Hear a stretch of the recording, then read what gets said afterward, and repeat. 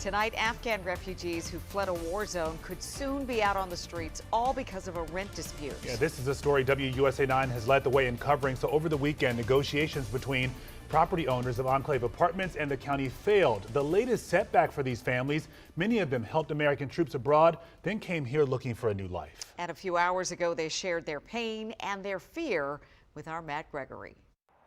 So tonight I talked to two families, and both of them helped the U.S. Armed Forces abroad. And then when their nations fell apart, when there was chaos and war, they were resettled here. Now they say they're fighting a completely different battle, one to stay in their homes they've tried to make here. The sign on the table means the bags stay packed. For Zakaria Kairala and his family, they've been waiting for the Enclave Apartments in Silver Spring to evict them. I'm so stressed.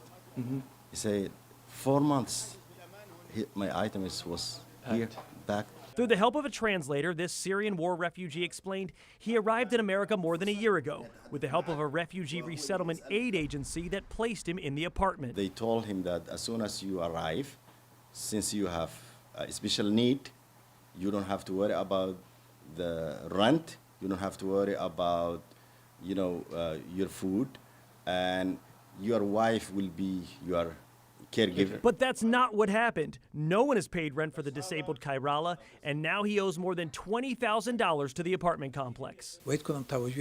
He was working as a security with the company of Blackwater. He was eligible to SIV, Special Immigration Visa of the U.S. Across the complex, another war refugee, Ghulam Muhammad Mirzai, has a similar story. After he escaped Afghanistan, when we came here to the U.S., we didn't see the support. Mirzai now owes $13,000 to the Enclave, and when he called his aid agency for help, the resettlement agency replied that we cannot help you. We already told you that we are not supporting you for the rent. We called the two aid agencies working on both men's cases looking for answers. We left messages. In the meantime, the Montgomery County Council is scrambling to find options for the dozens of families just like these, losing their faith in the promise of a new start in America. He said also something, he said since he was 7 years old, he used to always, hear a lot of good things about America, how great America is,